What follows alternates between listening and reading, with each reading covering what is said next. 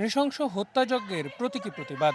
এক বছর আগে ঠিক যেখানে ভ্যানের ওপর স্তূপ করে রাখা 6টি মরদেহ পুড়িয়ে দেওয়া হয়, সেখানে প্রতিবাদ সভা বিএনপির। বুধবার আশুলিয়ার শ্রীনগরে প্রতিবাদ সভার আয়োজন করে ঢাকা জেলা বিএনপি, যেখানে উঠে আসে জুলাই অভ্যুত্থানে শহীদ ও আহতদের পরিবারের সদস্যদের আর্তনাদ, হাহাকার। এদেশগুলো নেতাকর্মী না, এদেশগুলো ইসলামিক ধর্মের নেতাকর্মী না, এদের জনগণ যেভাবে বলবে দেশ সেভাবে চলবে।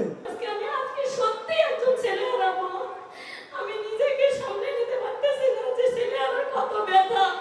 আমার সন্তান বাবা বাবা করে ডাকে, আমি তাকে সামনে এনে দিতে পারি না। একই অনুষ্ঠানে বক্তব্য রাখেন বিএনপির কেন্দ্রীয় নেতারা। গণহত্যার বিচার দাবি করেন তারা। বলেন, দ্রুত নির্বাচন দিলে পূরণ হবে জনগণের আকাঙ্ক্ষা। এভাবে পুড়িয়ে জীবন্ত অবস্থায় মেরেছে, এভাবে শেখ হাসিনার বিচার এই বাংলাদেশের মাটিতে হতে হবে। এই ব্যাপারে কোনো আপোষ নেই। তাদের এই আপত্তি, তাদের বুক ফাটা কান্না ইচ্ছা, এটা যদি আমরা উপলব্ধি করতে পারি, তাহলে গণতন্ত্র পুনরুদ্ধার, বাংলাদেশের নির্মাণ আমাদের পক্ষে সঠিক বলে সম্ভব। বিশেষ অতিথির বক্তব্যে বিএনপি মহাসচিব মির্জা ফখরুল ইসলাম আলমগীর বলেন, দেশ স্বৈরাচার মুক্ত হলেও এখনো গণতন্ত্রের মুক্তি মেলেনি। ফ্যাসিবাদ যেন আর সুযোগ না পায়, তাই রাজনৈতিক দলগুলোকে সতর্ক থাকার আহ্বান জানান তিনি। রাজনৈতিক দলগুলোর কাছে আমাদের সেটাই আহ্বান থাকবে। আমাদের আহ্বান থাকবে যে ছোটখাটো বিষয়গুলো নিয়ে এমন অবস্থা তৈরি করবেন না যে অবস্থায় আবার সেই ফ্যাসিস্ট হাসিনা কোনো সুযোগ পায় দেশে ফিরে আসা।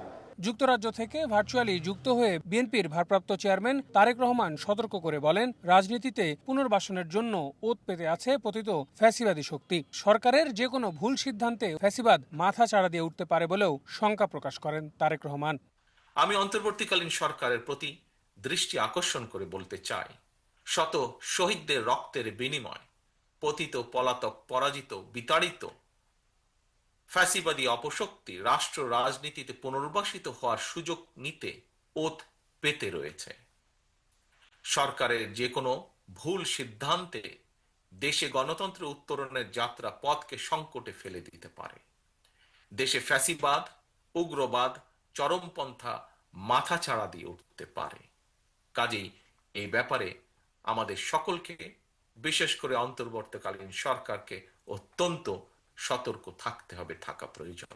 এখনো যারা দেশকে অস্থিতিশীল করার ষড়যন্ত্র করছে, তাদের রুখে দিতে সবাইকে ঐক্যবদ্ধ থাকার আহ্বান জানান বিএনপির ভারপ্রাপ্ত চেয়ারম্যান।